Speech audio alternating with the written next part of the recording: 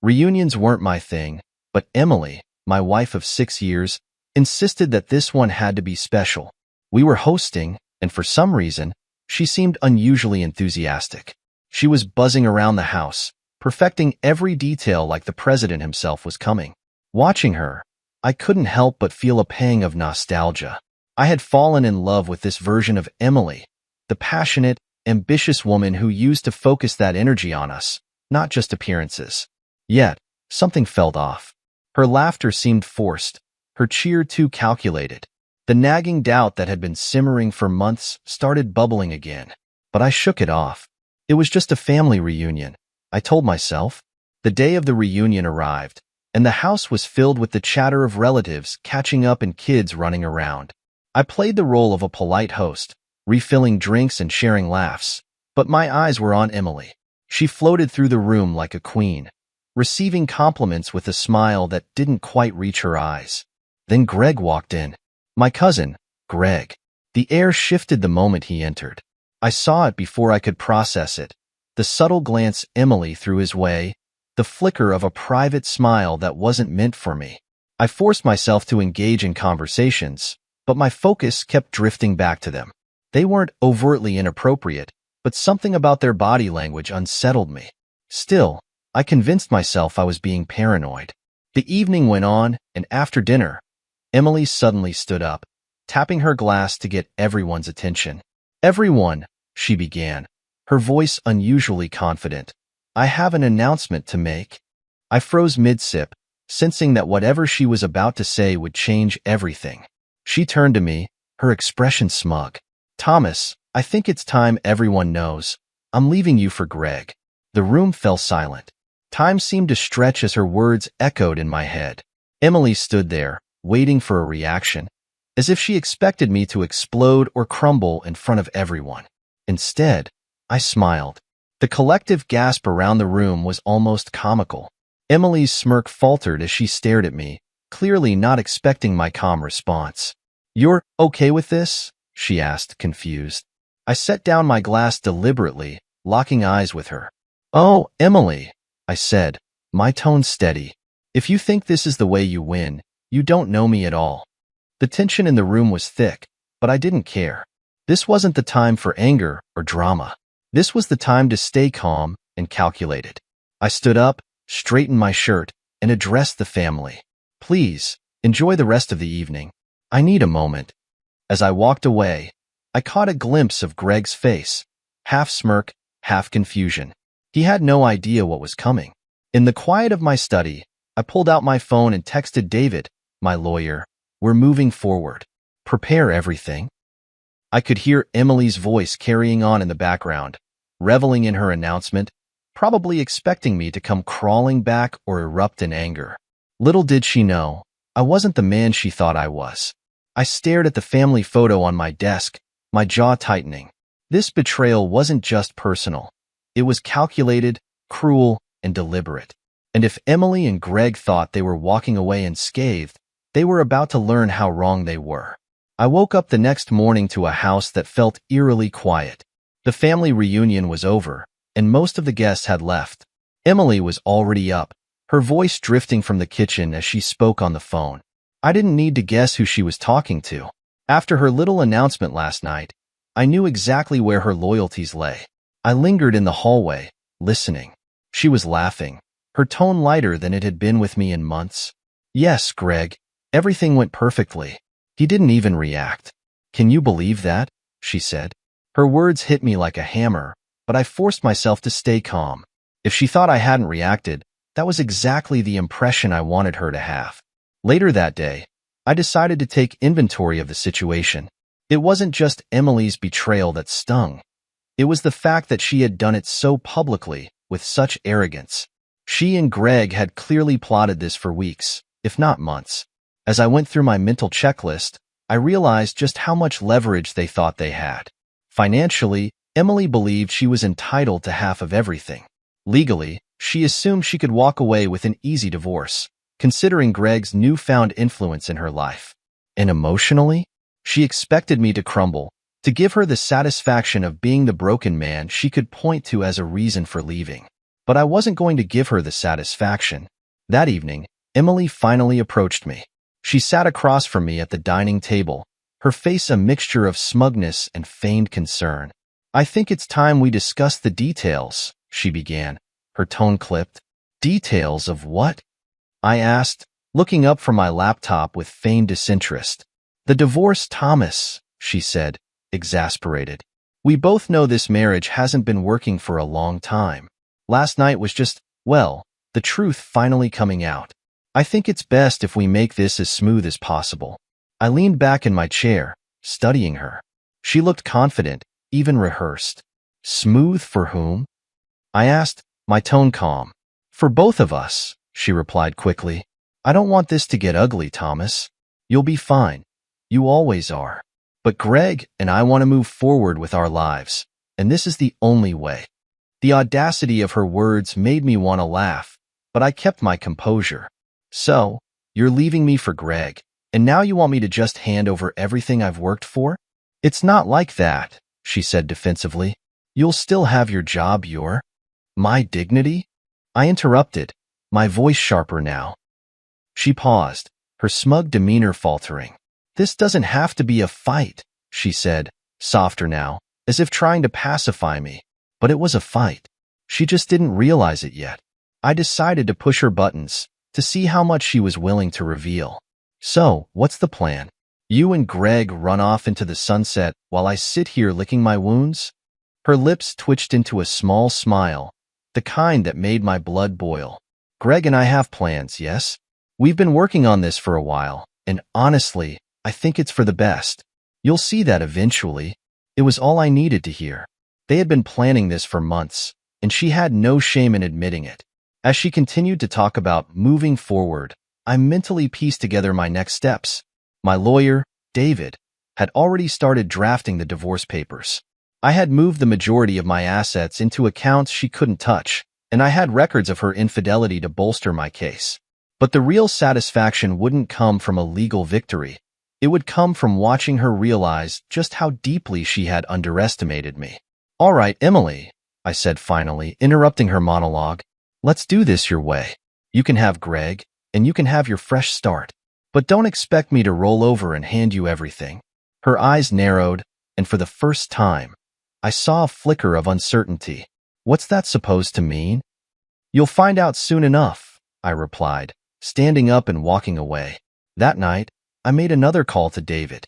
"She's admitted to the affair," I told him. "Make sure we're ready to file by the end of the week. And, David, let's make this as painful as possible for her." I hung up the phone and leaned back in my chair, staring out the window. Emily and Greg thought they had one, but they had no idea what was coming. The morning after Emily's smug declaration of her new life, I woke up feeling oddly calm. The storm had come, but it hadn't destroyed me. If anything, it fueled a fire I hadn't felt in years. Emily thought I would crumble, beg, or lash out. She thought I'd retreat into a corner, licking my wounds. But she had underestimated me, and that would be her undoing. Emily sat at the breakfast table when I walked into the kitchen. Her posture was relaxed, her phone in one hand and a steaming cup of coffee in the other. She looked up briefly and smirked, as though she had already forgotten the bombshell she had dropped at the reunion. "Good morning," she said, her tone dripping with condescension. "Morning," I replied, my voice neutral as I poured myself a cup of coffee. She studied me, probably expecting a scowl or a sarcastic comment. But instead, I sat down across from her, sipping my coffee calmly. The tension in the air was thick, but I wasn't going to be the one to break it. Finally, she spoke. "Thomas, I think it's time we set some ground rules. Greg and I want this transition to be smooth. We don't want any unnecessary drama." I raised an eyebrow. "Ground rules?" "Yes," she said, leaning forward as if she were addressing a child. "We'll need to divide the assets fairly, of course, and I want to ensure there's no animosity between us. It's better for everyone if we handle this maturely." I couldn't help but laugh. It wasn't a bitter laugh, but a genuine one, the kind that comes when someone tells you something so absurd that you can't help but be amused. "What's so funny?" she asked, her smirk faltering. "Emily," I said, setting my mug down You're talking about fairness and maturity as if you haven't just spent months plotting behind my back. Do you even hear yourself? Her face flushed, but she quickly recovered. Thomas, I'm trying to be reasonable here. This doesn't have to be messy. Reasonable? I repeated, leaning back in my chair. You announced your affair in front of our entire family. You humiliated me publicly and expected me to just, what? Smile and accept it? She opened her mouth to respond but closed it again when she realized she had no defense. I leaned forward, my voice calm but firm. Let me make something very clear, Emily. You can have Greg. You can have whatever fantasy you've built up in your head. But don't for 1 second think you're walking away from this unscathed. Her eyes narrowed. What's that supposed to mean? It means you've underestimated me, I said, standing up. And that's the last mistake you'll ever make. For the rest of the day, I let her stew in her confusion. She tried to call Greg several times, likely to discuss my reaction, but I didn't care. I had more important things to focus on. I spent hours on the phone with my lawyer, David, fine-tuning every detail of the divorce papers. I wanted no loose ends, no opportunities for her to manipulate the system in her favor. David assured me that we were in a strong position, especially with the evidence I had of her infidelity. I also reached out to my financial advisor, ensuring that my assets were secure. Emily had no idea that I had moved the majority of my funds into protected accounts months ago, long before her betrayal became obvious. By the evening, I was feeling more confident than I had in years. Emily, however, was growing increasingly agitated. She kept glancing at her phone, pacing the living room like a caged animal. Finally, she turned to me, her voice sharp. What are you planning, Thomas? I looked up from the book I was reading and smiled. Planning? I'm just letting you and Greg enjoy the life you've chosen. Don't play games with me, she snapped. You're up to something. I can feel it. I closed the book and stood up, walking toward her until we were only a few feet apart. Emily, I said, my tone low and deliberate, you've already lost. You just don't know it yet. Her eyes widened, and for the first time since this whole ordeal began, I saw genuine fear in her expression. That night, as she retreated to the guest room she had started occupying, I sat in my office, going over the next steps of my plan. This wasn't just about revenge. It was about reclaiming my dignity, my independence, and my future. Emily and Greg thought they had one, but they were playing checkers while I was playing chess. The next morning, the house felt strangely quiet. Emily avoided me entirely, her arrogance from the previous days now replaced with subtle wariness. I wasn't surprised.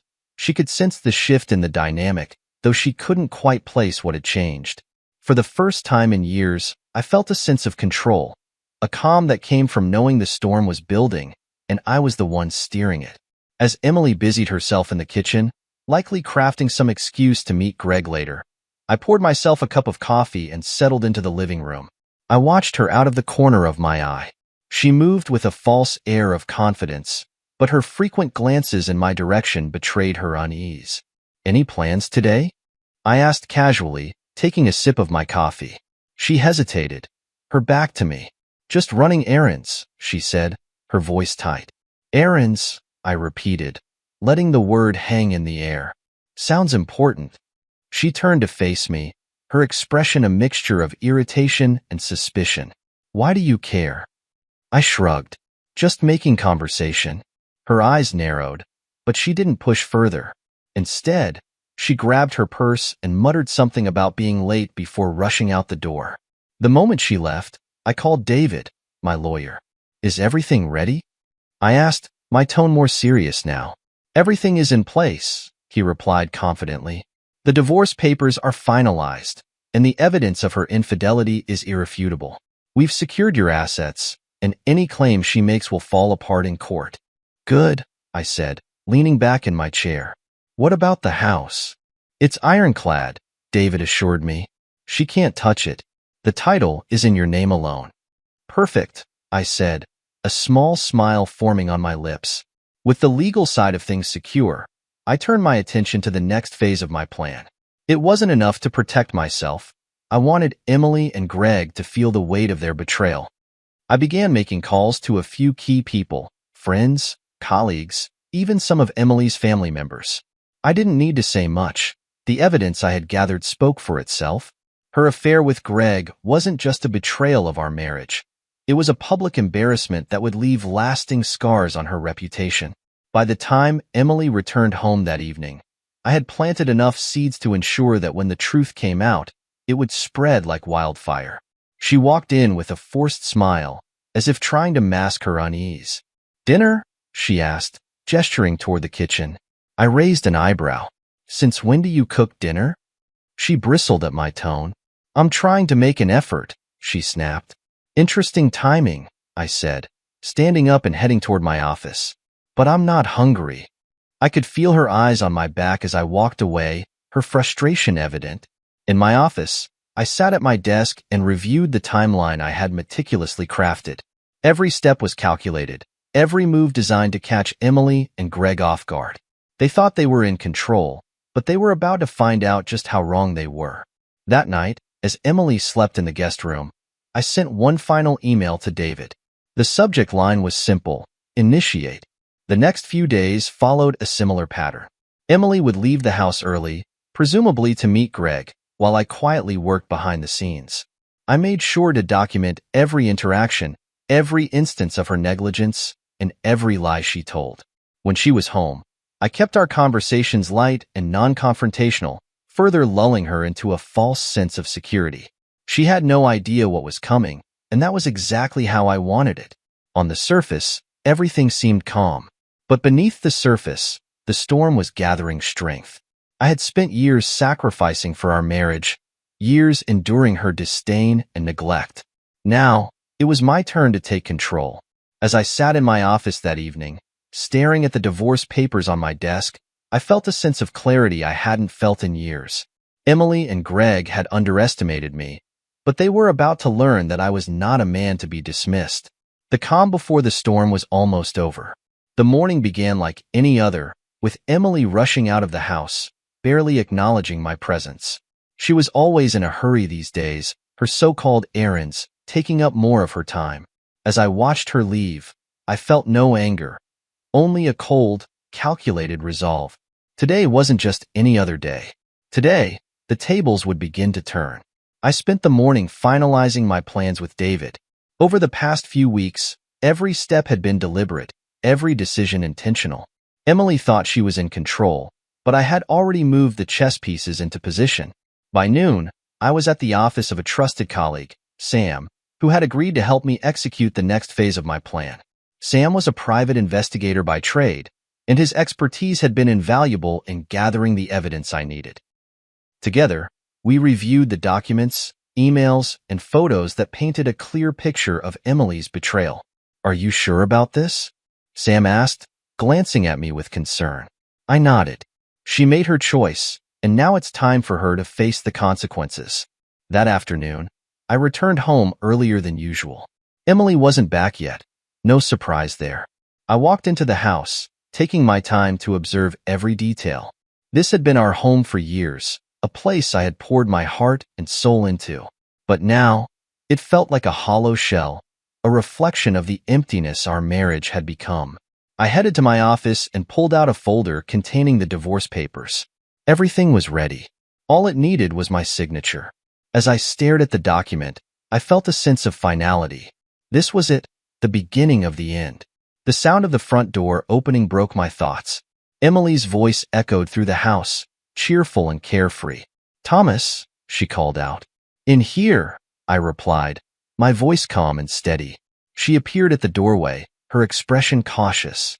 "You're home early," she said, her eyes scanning the room as if searching for clues. "I thought I'd take a break," I said, leaning back in my chair. Spend some time reflecting." She raised an eyebrow, clearly skeptical. "Reflecting on what?" "Us," I said simply. "Our marriage. The choices we've made." Her smirk returned, the arrogance I had come to know so well. "Thomas, if this is about the reunion—" "It's not," I interrupted, my tone cutting through her words like a blade. She froze, her smirk fading.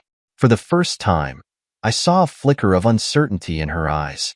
I stood up and walked over to her, holding the folder in my hand. "Do you know what this is?" I asked, my voice low. She glanced at it, her brow furrowing. "What are you talking about?" "These are divorce papers," I said, placing the folder on the desk between us. "I've signed them. All that's left is for you to do the same." Her mouth opened, but no words came out.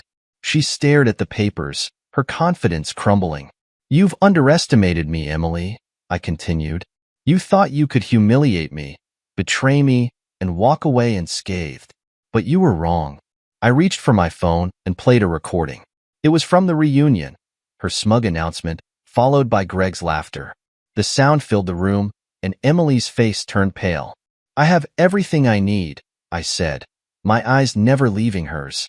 "The evidence of your affair, the financial records, the signed documents. You've left a trail, Emily, and I've followed it every step of the way." Her hands trembled as she reached for the papers. "Thomas, I didn't mean for it to get this far." "You made your choices," I said, cutting her off. "And now, you'll face the consequences." For the first time, Emily looked truly afraid. She had always been so confident, so certain of her ability to control every situation.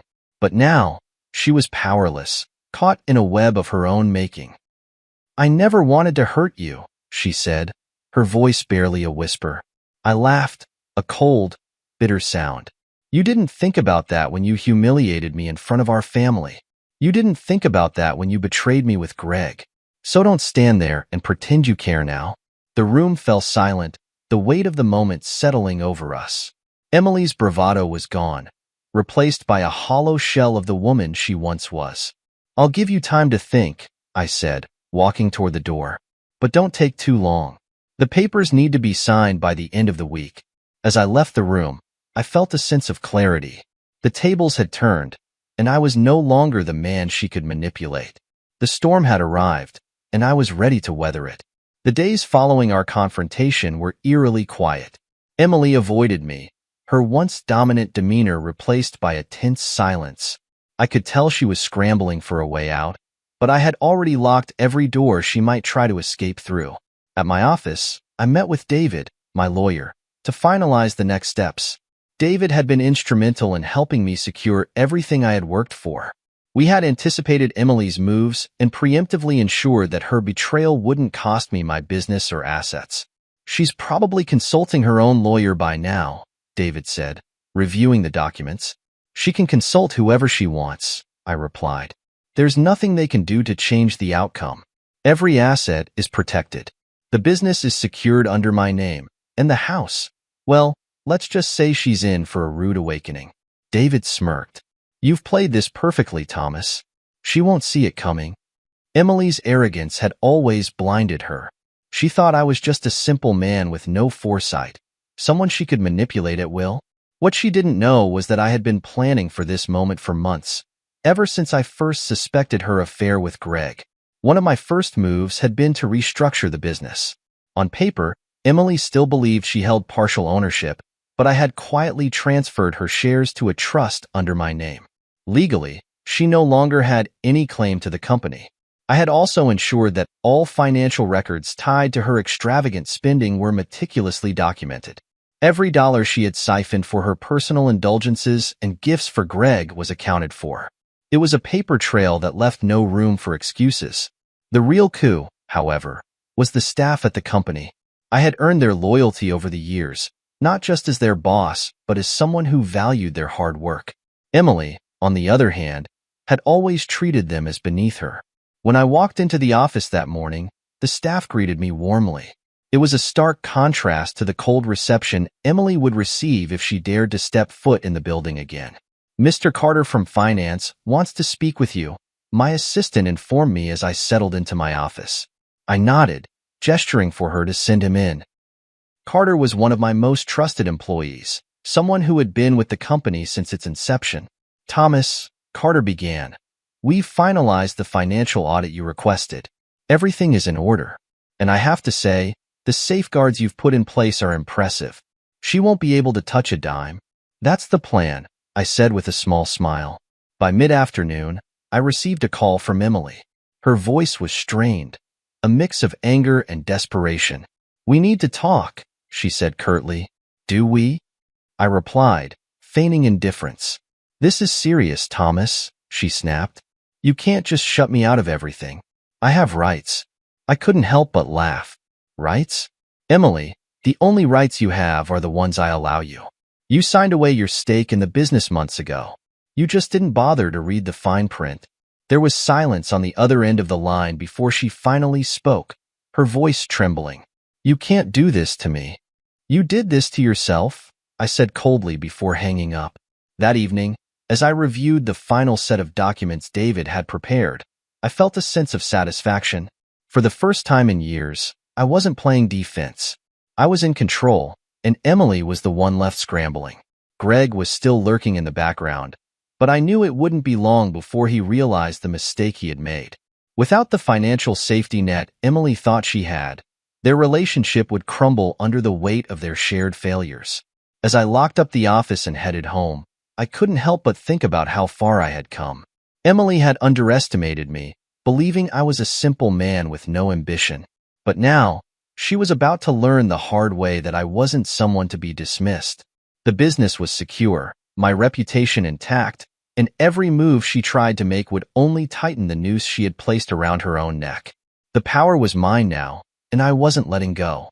It was late in the evening when I heard the knock on my door.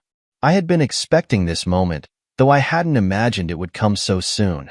Setting down the glass of scotch I'd been nursing, I walked to the door and opened it to find Emily standing there, her face a mixture of fury and desperation. Thomas, we need to talk, she said, pushing past me without waiting for an invitation. I let her barge in, shutting the door behind her. I wasn't surprised by her intrusion. Desperation has a way of erasing decorum. Emily turned to face me, her arms crossed as if trying to reclaim the upper hand. What the hell are you doing, Thomas? Blocking me from the accounts, freezing my access to the business. This is ridiculous. I leaned against the wall, calm as ever. Ridiculous?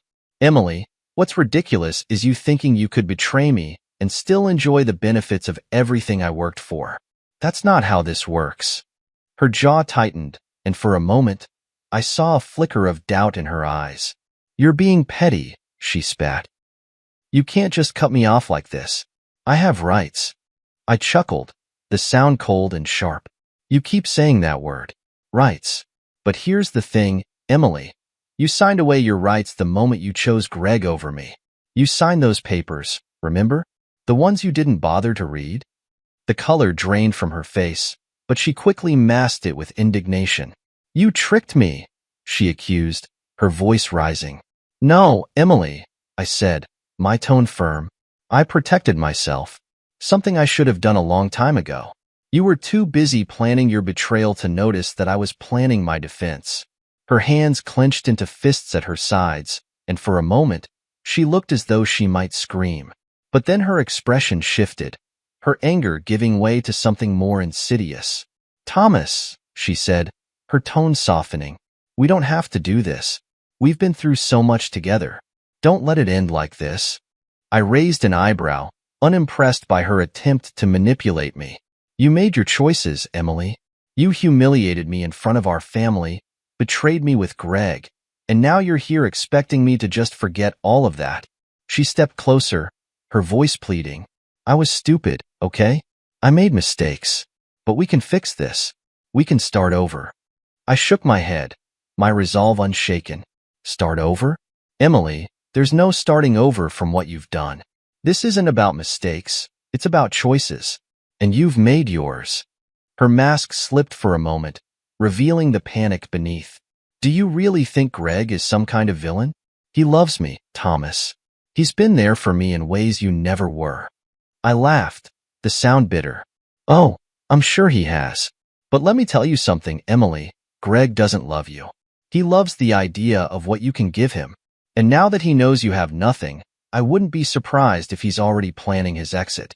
Her face crumpled at my words, but I felt no sympathy. This was the bed she had made, and now she had to lie in it. Look, she said, her voice breaking.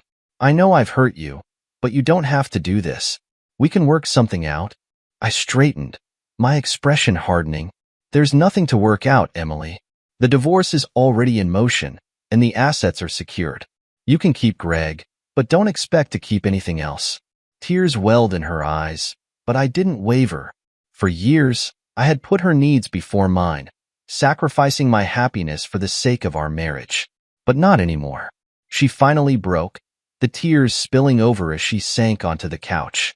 "I don't know what to do," she whispered, her voice trembling. "That's not my problem anymore," I said, my tone cold but firm.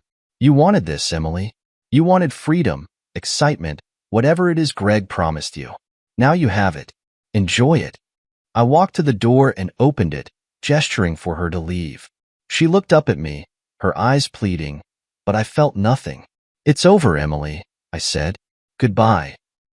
She stood, her movements slow and hesitant, and walked past me without another word. As I closed the door behind her, I felt a strange sense of relief. The confrontation was over, and for the first time in years, I felt like I was truly free. Sitting back down, I picked up my glass of scotch and took a long sip. The game wasn't over yet, but I was already winning. It didn't take long for the walls to start closing in on Emily and Greg. In the days following our confrontation, I made sure every thread of control I still held was pulled tightly, unraveling the false stability they had built their betrayal on. The first move was subtle yet decisive. I contacted my attorney, David, to ensure all financial access tied to Emily was officially cut off. Every account she had drawn from, every line of credit she had abused, was now inaccessible. She had spent years living under the illusion of wealth and security, but now she would face the stark reality of her choices. The fallout began with a single phone call. "Thomas, it's happening," David informed me one morning. "Emily tried to access one of the joint accounts. Needless to say, it didn't go well for her." I smirked. "I take it she wasn't happy?" "That's an understatement," David replied, chuckling. "She left the bank in a fury. I suspect you'll be hearing from her soon." And he was right.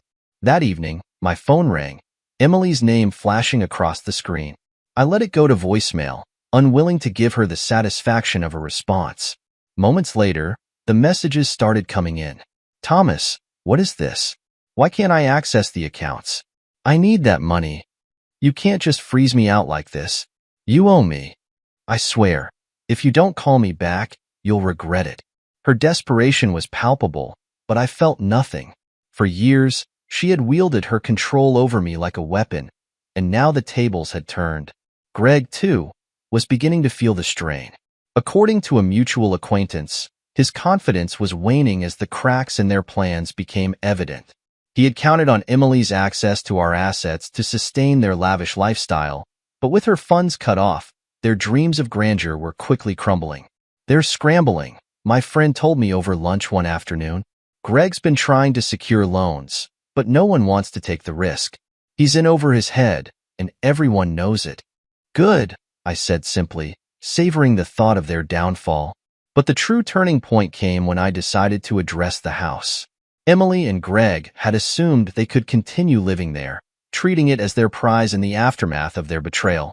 What they didn't know was that I had already begun the process of transferring ownership back into my name.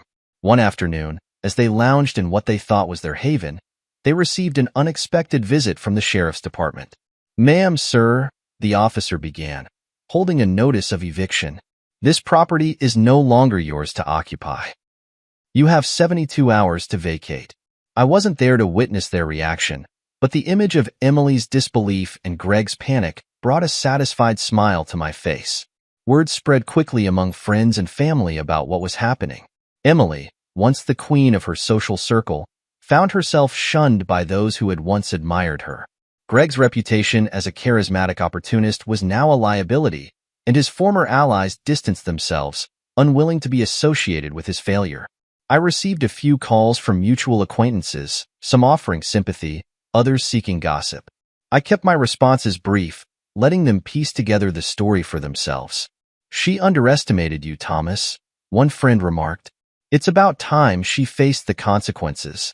Despite the chaos unfolding in their lives, Emily still tried to save face. She made half-hearted attempts to appear composed in public, but her efforts were in vain. The stress was evident in her posture, her tone, the way she avoided eye contact. One day, I spotted her and Greg at a coffee shop. They sat in a corner, their conversation heated. Greg gestured wildly, his frustration apparent, while Emily tried to calm him down. They looked nothing like the confident, carefree couple they had once pretended to be. As I walked past, I caught Emily's eye. Her expression was a mix of anger and desperation, but I didn't stop. I simply nodded, a silent acknowledgement of her crumbling world, and kept walking. By the end of the week, the eviction was complete. The house was empty, its once vibrant rooms now devoid of the chaos Emily and Greg had brought into my life. I stood in the living room, taking in the silence, and felt an overwhelming sense of closure. This was no longer a place of betrayal and pain. It was a clean slate, a symbol of the life I was rebuilding on my own terms. The fallout from Emily and Greg's scheme was unraveling faster than even I had anticipated. Word of their eviction spread like wildfire, becoming a spectacle within our social circle and even among their colleagues.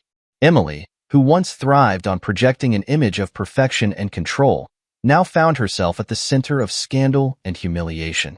It started with a call from a mutual acquaintance, someone who always seemed to know everyone's business. "Thomas," she said, her tone filled with intrigue, "you wouldn't believe what I heard. Emily and Greg are scrambling. Apparently, they're living in some rundown motel outside of town." I couldn't help but smile. The image of the two of them crammed into a dingy room, stripped of the luxury they had flaunted, was a poetic contrast to their earlier arrogance. "That sounds about right," I replied calmly. The acquaintance hesitated, then added, "She's been telling people you're trying to ruin her life." I let out a small laugh. "She ruined her own life," I said simply. Days later, another revelation came to light. Greg had been relying on Emily's supposed wealth to secure loans and business ventures, but once it became clear she had no access to my assets, his deals began to collapse. One by one, his business partners withdrew, citing concerns about his reliability.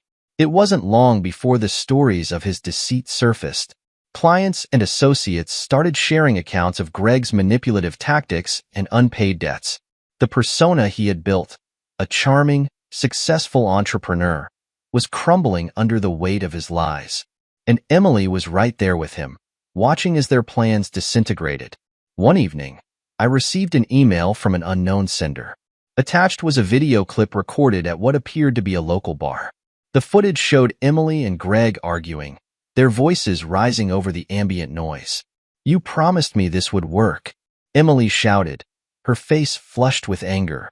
"I didn't know he'd fight back like this," Greg retorted. "You said he was weak?"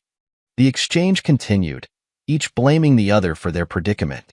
It was surreal to watch them implode, their once coordinated facade now replaced by chaos and desperation.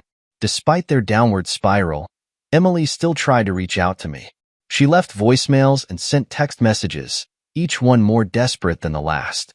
"Thomas, we need to talk," one voicemail began. "I know things have been difficult, but I think we can work something out. Please, just call me back." Another message was more accusatory. "You think you've won, don't you? This isn't over." But the most telling message came late one night. "I'm sorry. I didn't mean for things to get this bad. Please, I just need your help." I deleted them all without responding. Greg, too, wasn't immune to the fallout. I learned through a friend that he had been confronted by one of his former business partners, a man who had lost a significant investment due to Greg's lies. The confrontation ended with Greg being physically thrown out of an office building, his reputation now in tatters. Emily, who had once stood by Greg with unwavering confidence, began to distance herself from him. Their relationship, built on betrayal and greed, couldn't withstand the pressure of their shared failures. The final unraveling came when Emily's own family turned against her. Her parents, who had always been proud of her social status, were now embarrassed by the scandal she had caused. They publicly distanced themselves, refusing to offer her any financial or emotional support.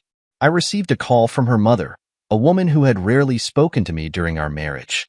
"Thomas," she began hesitantly, "I just wanted to say, I'm sorry for everything. I didn't realize how far she'd fallen. I appreciated the sentiment, but it didn't change the past. She made her choices, I said simply. Her mother sighed.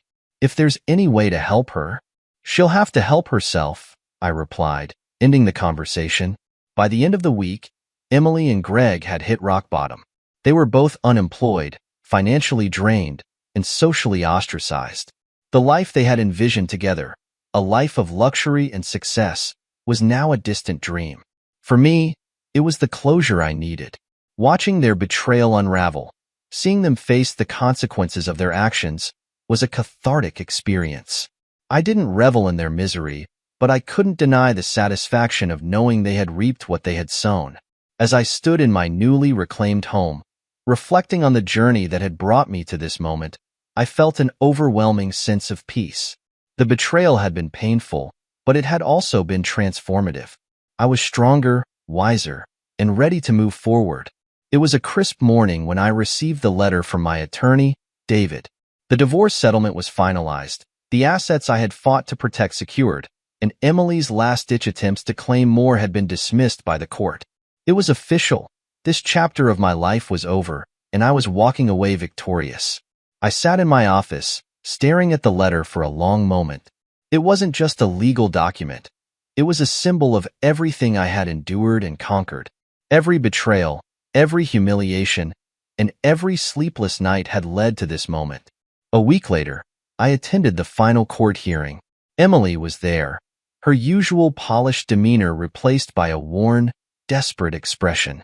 She avoided my gaze as the judge confirmed the terms of our divorce, her once confident posture shrinking with each word.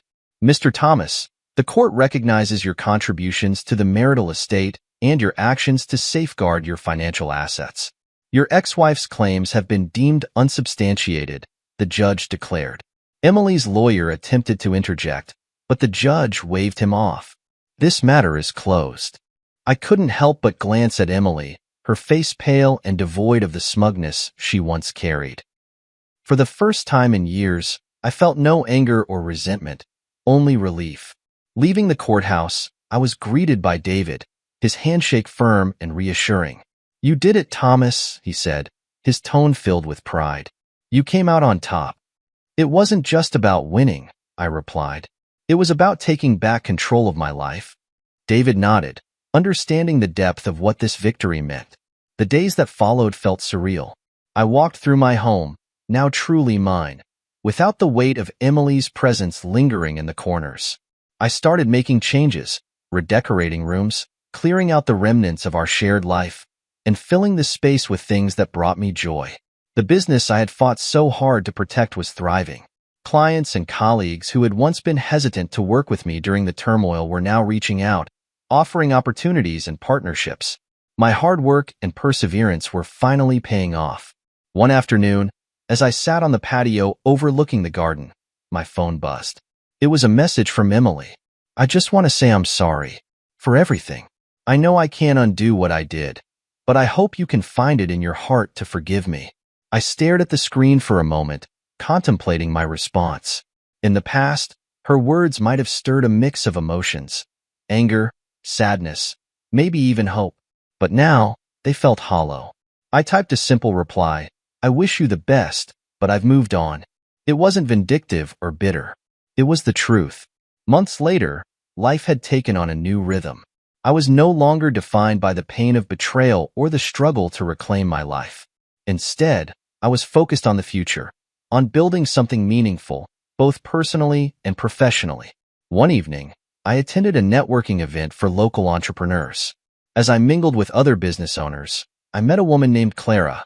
She was smart, kind, and grounded, with a warmth that immediately put me at ease.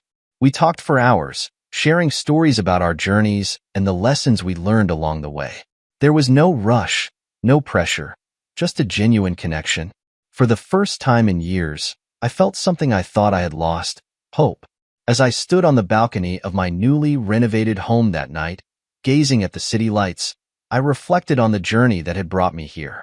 Emily's betrayal had been a defining moment in my life, but it didn't define me. I had emerged from the wreckage stronger, wiser, and more self-assured.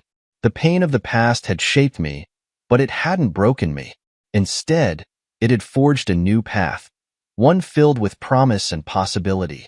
With a deep breath, I raised a glass to the night sky. To new beginnings, I said softly, feeling the weight of the past finally lift. And with that, I closed the chapter on Emily and Greg, ready to embrace whatever came next.